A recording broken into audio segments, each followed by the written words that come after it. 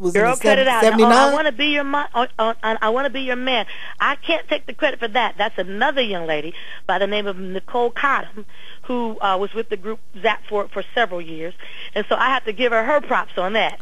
Okay, but what was so special about Zapp's music in the whole mid-'80s, in the '80s I think sound? because, you know, back then in the mid-'80s and in the early '80s, you know, it was really about instrumentation. It was really about lyrics and, you know, and your story and your melody. Because videos, this was like kind of early MTV and probably like pre-VH1. Whereas, you know, we told the stories.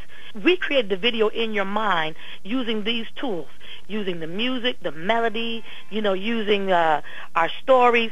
And so we told classic stories, things that people could relate to in everyday life. Whereas, you know, when the videos begin to come out, the video would tell the story, but you can only tell the story in one way. So I think we lost some of the romance in lyric today because we're so graphic. You know, it's like you tell it all, you show it all, and there's no room for the imagination. There's no room for the imagination even for the heart to imagine.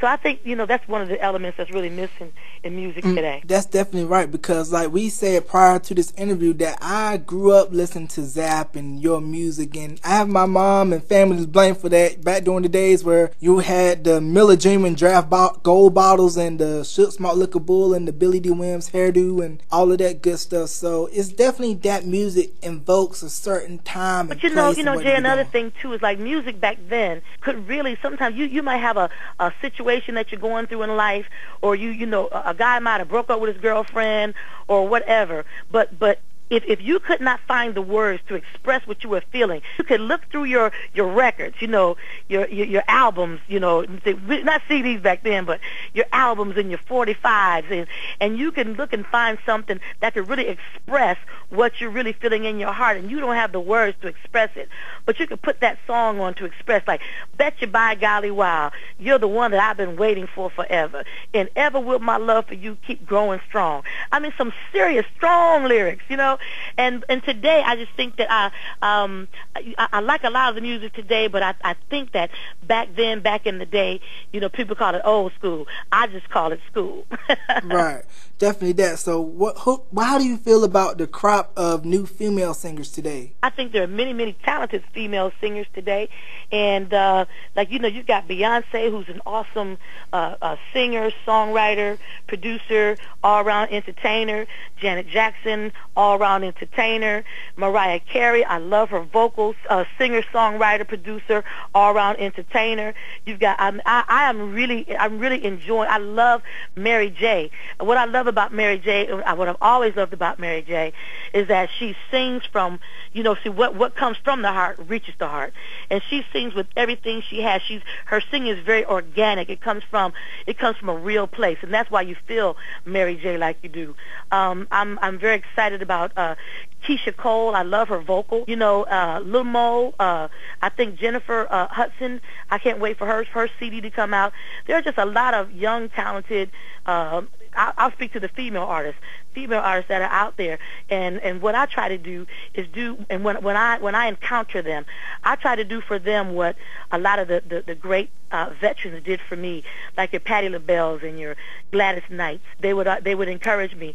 I remember very early in my career, I had an opportunity to tour with the late great Luther Vandross, and that when my first CD that had As We Lay on it, that CD went gold with just having that opportunity to tour with him on the Give Me the Reason tour. He was a wonderful gentleman who treated me just beautifully, and he was just such a nice person, and we never forgot each other. Years later, when I would come see him in concert, he always made time to come, you know, for me to be able to come and talk to him. And so for what Roger did for me as a young artist, and what Patti LaBelle has spoken into my life, and Gladys Knight, they always encouraged me. So when I run across the younger generation of artists, I try to share some of that wisdom that was shared with me. Right, and also should be known too that Uncle Charlie Wilson from the Gap Band was also on Computer Love, right? Oh yeah, I love Charlie. We had an opportunity to be together last May on the Tom Joyner Fantastic Voyage cruise, and he did his show, and when he did Computer Love, he called me up to come do that with him, and we hadn't sung together in a long time. And I mean, I'm just the fact that he can still today, really, reach so many people with his music. And Uncle Charlie's, he's off the hook. I mean, there's so many artists that I came up with, and had opportunities as a young person to work with, like the Whispers, and just so many great groups, the OJs. And I mean, I'm brokenhearted about Jarrell and Sean Levert, because we're all from Ohio, and whenever we see each other, our relationship was consistent. It was like, okay, Ohio and OH10 is in the house. So, we're definitely heartbroken and heartsick about that loss. But, but I really believe that, that their music will live on forever. Roger's music will continue to live on forever.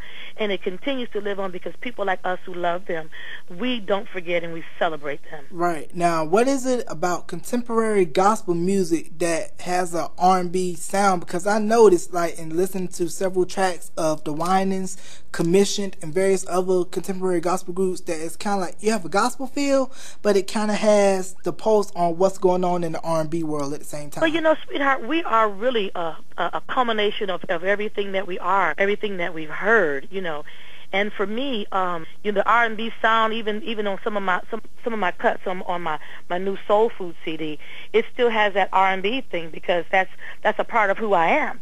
I wouldn't be true to myself if that sound wasn't there.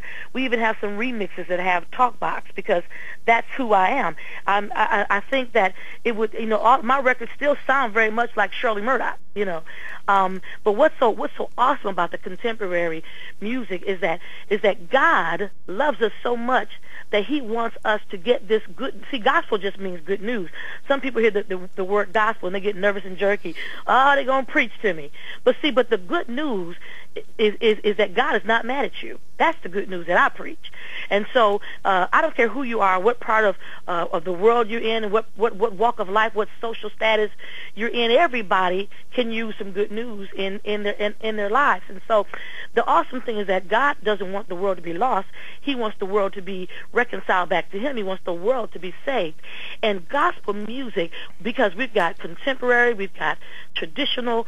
Right now, so when I first came up in gospel, listening to gospel, it was only contemporary and I'm sorry, it was contemporary and traditional. But now we got hip hop, we got spoken word, and so I look at it like this, Jay. It's like God has given us a great big buffet where you can hear this good news in your language, where young people can receive it. And if you're contemporary, we got Mama Shirley Caesar, and we got Albertina Walker, and we've got like the Caravans, and we've got the Canton Spirituals. But we've got like Canton Jones, for the young generation. We've got Ty Tribbett. We've got Kiki Shear. We've got the Clark sisters.